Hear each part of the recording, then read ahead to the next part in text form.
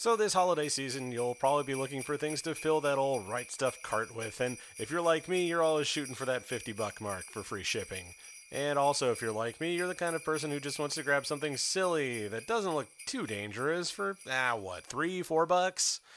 Well, if you've been paying attention to the way this show works, you know it's not going to work out that well in this case, because Wild Cardz is astonishingly bad. It's not often that I get something this completely devoid of quality across my plate, but I'm tragically surprised here. Wild Cardz is based on a manga called Jaja Uma Quartet and got called Wild Cardz because this was brought over to the States in 1999. This is what you tune in for, right, folks? Time was that you'd have to change titles for a Western release because nobody in 1999 is going to pick up a VHS with the words Jaja Uma on it.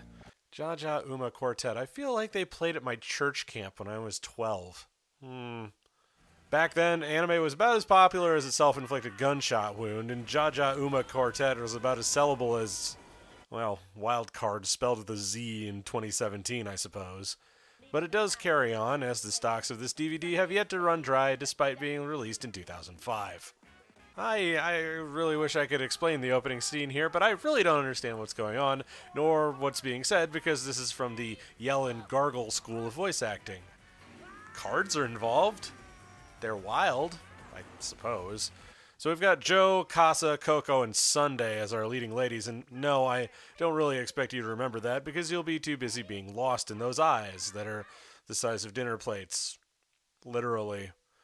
God, I'd be terrified to see what their skulls look like. But people call us Jaja Uma Quartet! So, wait a minute, they rebranded the whole fucking show and now they just call themselves Silly McDumbass name anyway?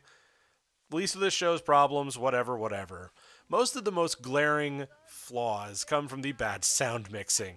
I had to crank up this footage to make it audible, which made it unbearable to listen to half the time, and inaudible the other half. But on to our main plot thread. The city, somewhere in a place with mountains, I guess, is being attacked by a giant pawn, and our crew of goofballs, the Crown Knights, go in, and then some fighting happens, and there's explosions, and we get to look at some boobs. OVAs are really hard to follow sometimes, so you haven't got the manga alongside, and I don't think that this would be particularly followable, even if we had a detailed explanation of what the hell was going on here. Apparently, Sunday's only job is to tell the other girls what to do, which is kind of lame, but why risk your life when you've got 3 idiots willing to work for you, right? Also, the amount of almost fan service is kind of alarming. Commit to a gimmick, guys. Just be fan service or don't. Anyway, Diamond goes all human torpedo on the pawn and blows it in half. In spite of this, she's suddenly complaining about how useless she is. Joe, you beat the fucking monster. What the hell is your damage? Anyway, I don't know who these two people are, and I don't particularly care, but good lord, the sound mixing once again. Sadly, it's not keeping me from having to hear this awful pidgin English coming from a mock Chinese character. It's amazing. I never knew that you could compress a migraine into 40 minutes of animation, but here we are, folks. Now, you'll notice I'm a little light on details here because there really aren't any given. This is all just sort of taken on faith that we understand the stakes here.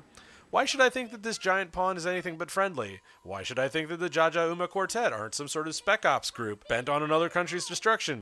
I mean, they are the protagonists, I suppose. Just because they're the protagonists doesn't mean they're the good guys, but it's kind of taken on faith that these are the heroes that we are presenting to you. Therefore, they are the heroes. Period. End of story. I don't trust them.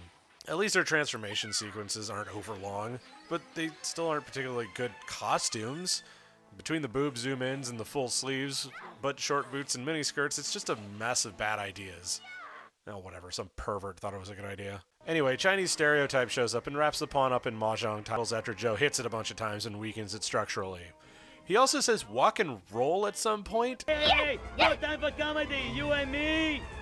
Yo, Jimbo, let's walk and roll. Well, getting in the way of Joe, they begin to argue, and the pawn turns into a knight instead, which I guess means it made it to the other side of the chessboard, right? One pointless combat roll later, the Crown Knights break into the knight, just as a giant black knight comes in on an intercept course. Credits roll. What the fuck actually happened there? No, I mean really, what the fuck just happened to me? We had characters coming in and doing fuck all, some weirdo with mahjong titles interfering, and then there was that guy with the blue mask. This was about the point where when I showed this to my friends as a laugh, I actually tapped out and apologized. Now, I would give up now if I didn't feel an obligation to plow through this fucking thing. And I don't know what it is about the character designs, but they look like they were done by a low-rent Hisashi Hirai. Man, let me tell you, this is what people who don't watch anime say anime is like. Incomprehensible gibberish. Anyway, Blue Mask guy starts hitting on Joe after the two pieces crash. This is one of those situations where it feels like this would make way more sense if anyone had bothered to establish any kind of background. Maybe they did establish it in the audio track. I don't know. I didn't hear it because, again, it's garbled nonsense. The audio mixing continues to be terrible. Meanwhile, Coco and Casa are running out of tricks up their sleeves and are getting attacked by ninjas. So in response to this, their answer is drugs. Can you sling me some of those? I'd like to blank out the rest of this episode. It seems pretty clear that everybody is going to fail and die at this point. The Black Knight goes to warp 10, Coco is keeping the other one from warping, so then the Black Knight comes back around and hits it. The two chess pieces are part of some big to-do, but let's face it, we're too busy watching two girls tear each other's clothes off to care. The Black Knight explodes and kills several of the cast. I don't give a fuck. The White Knight is now transforming, thinking the castle is a rook, so he wants to fight it. With a liberal use of explosives and a little magic, that kind of tears clothing off apparently, this solves the problem. Probably should have led with that one, Sunday. But all is well that ends well, and man am I glad this is over. This anime is mostly girly fight scenes with no real substance and no real reason other than somebody wanted to make it. Now, far be it from me to dissuade people from pet projects and vanity pieces, but with that comes the understanding that not everybody is going to be into it. I will admit I didn't do a ton of research on this work, but frankly nobody gives a fuck. Wild Cardz is not something that really requires that much depth to be looked at, and if it was, the OVA was not doing it any favors on that front, let me tell you.